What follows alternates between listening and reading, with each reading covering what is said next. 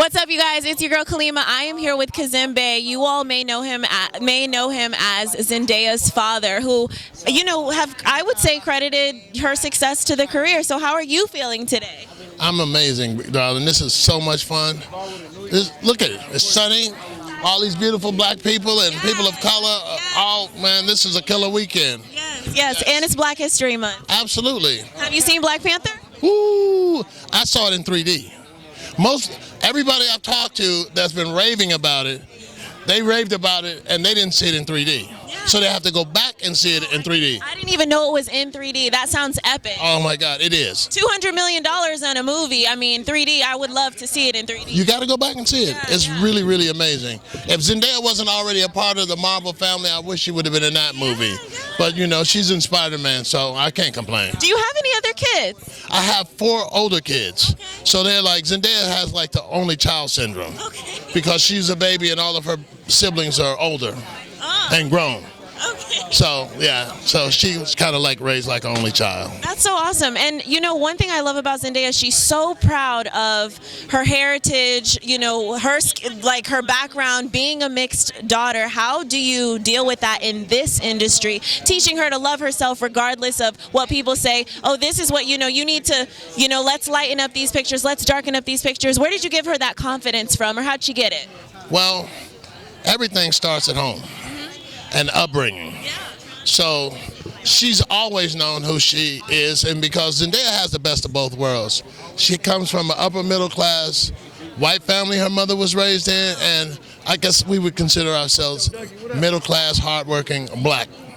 So I have a book coming out next year probably that we'll maybe talk about some of that stuff in the background in our history.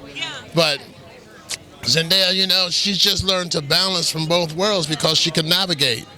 Her mom taught at public school for 20 years. So Zendaya was always a part of the public school system. So she would go to the hood where her mom worked. I taught at a private school. Majority wealthy, mostly Jewish community school. So she got a chance to experience both worlds. And do you, overall looking at this industry, is it something that, what do you think as far as being someone who manages people? Could you see yourself continuing to do it with other talent? I actually have a couple of other folks that I'm working with now. But I was exclusive to my daughter until she turned 20. So I tried working for her for a little bit.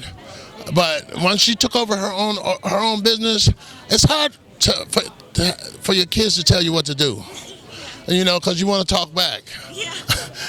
And of course, on the serious side though, but Zendaya, the hardest thing for me is finding talent that matches what I'm accustomed to.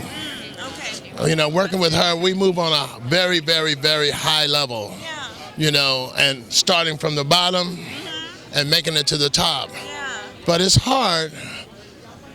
There's only one Zendaya, so to try to find that next Zendaya is next to impossible. So I didn't say I lowered my standards, but I have to really work with people that have different skill sets, but the same ambition. You give me such great energy. I'd love to know, and I could just tell you are someone that I would actually sit down in an audience and listen to. I can feel the wisdom. Do you have a favorite quote that you could share?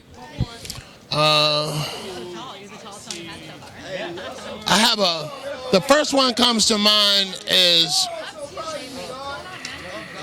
your mind has to be in perfect synchronization with your business. There it is. That means everything.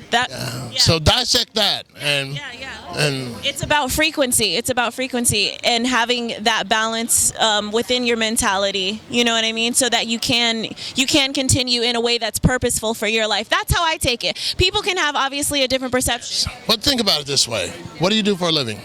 Entertainment hosting. Okay, what does that consist of?